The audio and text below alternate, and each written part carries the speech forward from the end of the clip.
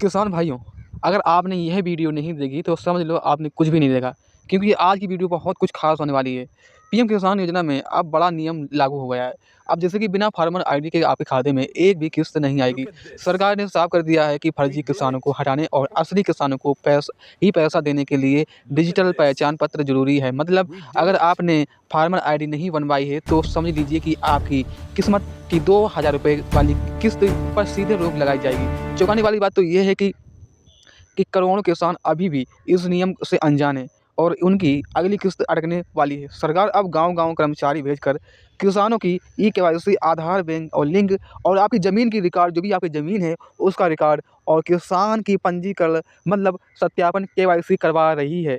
जो किसान documents update नहीं करेंगे उनका नाम लाभार्थी सूची से काट दिया जाएगा। यह बदलाव सीधे आपकी जेब पर असर डालने वाला है। इसलिए अगर आपको अपनी अगली किस्त चाहिए तो तुरंत फार्मर आईडी बनवा लीजिए, नहीं तो पूरी तरह से आपकी 2,000 रुपये किस्त खाते में नहीं आएगी। अब यह खबर आ रही है कि जैसे कि 12,30,192 किसानों के मामले में भूमि, ज़मीन, स्वामी मतलब स्वामी का विवरण गलत पाया गया है। यानी ज़मीन बेच देने या नामांतरण होने के बावजूद रिकॉर्ड अपडेट नहीं हुआ था, तो 3,11,099 मामलों में ऐसे आए हैं और एक ही ज़मीन पर 2 लोग लाभार्थी बने थे। पुराने और नए नियमों के मालिक दोनों को लाभ मिला। इसके बाद 5,53,749 दंपति पति-पत्नी ऐसे पाए गए जिन्होंने दोनों लोगों को लाभ ले रखा था। जबकि यह योजना का नियम यह है कि इसके अनुसार एक ही परिवार में एक ही सदस्य को लाभ मिलना चाहिए। लेकिन यहाँ से तो एक चौंकाने वाली बात तो ये आ रही है कि 2,91,908 मामले ऐसे मिले हैं जिनमें ज़मीन नामांतरण मतलब विरासत के बाद भी पंजीकरण में बदलाव नहीं हुआ, लेकिन फिर भी लाभ जारी रहा। लगभग 45,875 लाभार्थी ऐसे हैं जिनकी आयु या पंजीकरण संगत नाबालिग है और ऐसे लोग भी पाए गए हैं जिनकी मृत्यु हो चुकी है, वो भी आपात लोग भी पाए गए हैं, वो भी इसका लाभ ले रहे थे। तो ये लिस्ट बहुत ज़रूरी आपको बतानी थी, इसीलिए मैं आपको बता रहा हूँ। ये लिस्ट आपके हमेशा काम में आएगी। फिर इसके बाद देखिए, इसके बाद ये खबर आ रही है में किस्तों पर लाभार्थी की स्थिति। देखिए, योजना शुरू होते ही समय उत्तर प्रदेश में लगभग 2,88,000 किसानों के इस दायरे में थे। पर समय पर सत्यापन एवं मिलान के बाद 21वीं किस्त में भुगतान केवल 2,15,000 किसानों को हुआ था। लगभग इसमें 24,32,000 नाम फर्जी और गलत पाए गए हैं। कुछ जैसे कि इस गांव में ये पकड़े गए हैं। देखिए कौन से गांव है, उनका लिस्ट बताने जा रहा हूँ, ठीक है। तो लिस्ट को आप सुनिए ध्यान से। देखिए पहले जैनपुर, सुल्तानपुर, सीतापुर, प्रतापगढ़, बुलंदशहर जैसे ज़िलों में शामिल हैं। एक ही भूमि पर 2 लाभार्थी पाए जाने वाले ज़िलों में जैसे आजमगढ़, देवरिया, जैनपुर, अम्बेडकर नगर, कुशीनगर आदि शामिल हैं। यह शहर जो भी हैं ये पाए गए हैं ऐसे शहर जिसमें लाभार्थी लोग किसान सम्मान निधि का पैसा ले रहे थे, वो गलत तरीके से इसका दुरुपयोग कर रहे थे। तो इसके बाद जैसे कि कैसे हुआ फर्जीवाड़ा, देखिए कैसे हुआ फर्जीवाड़ा, इसको मैं आपको बता दूँ। इसमें फर्जीवाड़ा ये हुआ है कि नामांतरण, बेनामा या बेसारत के डॉक्यूमेंट सही तरीके से अपडेट नहीं होने की वजह से पुराने व नए मालिक दोनों पंजीकरण हो गए। कई परिवार में पति पत्नी दोनों ने अलग-अलग आवेदन कर दिया। नाबालिग कंपनियों संस्थानों ने ये ऐसा लोगों ने भी आवेदन कर दिया है जिन्होंने नियम के अनुसार लाभ नहीं मिलना चाहिए था। कई मामले में आधार, बैंक खाता हुआ ज़मीन रिकॉर्ड का क्रॉस मिलान नहीं हुआ।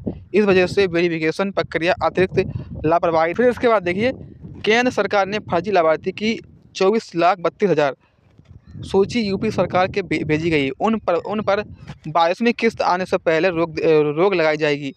जिन लोगों ने नियम विरोध लाभ लिया है उनसे राशि वसूलने की प्रक्रिया भी शुरू हो जाएगी। बहुत से ज़िले ऐसे हैं जिन्हें कृषि विभाग या राजस्व विभाग मिलकर भूमि स्वामी रिकॉर्ड नामांतरण कर रहे हैं और ये पंजीकरण किया जा रहा है।